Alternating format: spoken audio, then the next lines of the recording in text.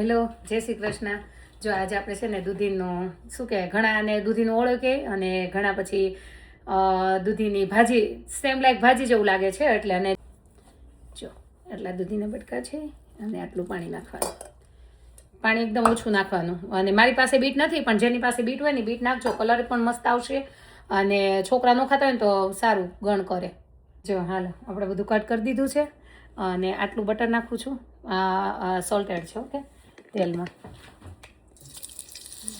પછી આ ટમેટા છે, ઓનિયન છે અને કેપ્સિકમ છે. હમણાં ત્રણેયનો વઘાર કરશું. નો દેખાય કે જો હર્ષભાઈ ઘરે નથી, એટલે એકલા શૂટ કરવામાં આવું જ થાય. પી ગયું છે તો પહેલા ટામેટા નાખશું.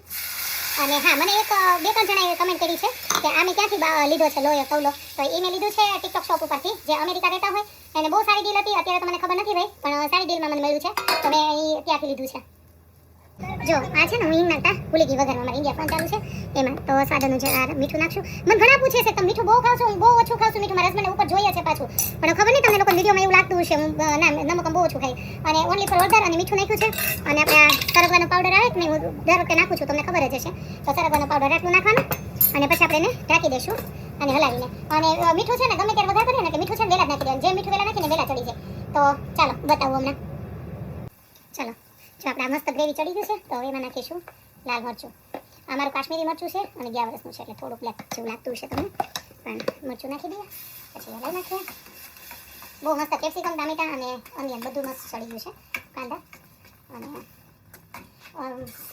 કલર નહીં આવે કારણ કે આજે નથી, તો હું લાઈટ તો કરી દઉં. અને આપણે આ દૂધી બાકી છે ને, તો બાકીની દૂધી નાખી દઈશું. મેં થોડુંક ઓનિયન ને ટમેટા વધારે નાખ્યા છે કારણ કે દૂધી નાની હતી. અને આમ દૂધીનું શાક કરવું હોય ને તો દૂધીનું શાક કોઈ ન ખાવું હોય, પણ આ કરીએ ને તો બધાને ભાવે. એટલે પછી આને એકદમ ધીમા ગેસે, જ્યાં સુધી તેલ ઉપર ન ચડે ને ત્યાં સુધી ધીમા ગેસે ચડવા દેવાનું. અને એટલે મસ્ત થઈ જાય, ટેસ્ટ ભાજી જેવું આવવા માંડે. પછી હું નીરાડીને લઈ અલગ અને થોડીક એમાં 1 ચમચી જેવું ભાજી નાખી દઈશ. આ કાલનું થોડુંક રાબડું હોય હતું ઢોસાનું, તો ચાલો એને આજે પાછો 2-3 પેપર ખરી અને ખાઈ લઈએ. બપોરના પોણા 1 થઈ ગયો છે એટલે. અને હા, મને થોડું જાડું ભાવે પેપર, અને શું કહેવાય આમ સેજ ઢીલું ભાવે, એટલું બધું ક્રિસ્પી ન ભાવે. એટલે મારા માટે બનાવું છું ને એટલે સેજ જાડું બનાવું. હજી તો ગરમ નહોતો થયો, ત્યાં જ ન થઈ ગયું તો ઘરમાં.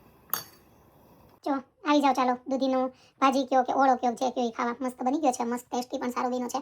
ગરમ મસાલો ને એવું કંઈ નહીં નાખવાનું, નહીં તો પછી વધારે ઓલો થઈ જાય. નહીં કરતા બાજુમાં પેપર બને કાલના ઢોસાના વિધા હતા એટલે. અને ગરમ મસાલો કે ભાજી મસાલો કંઈ નહીં નાખવાનો, ઓળા જેવો સિમ્પલ રાખવાનો એટલે મજા આવે ખાવાની.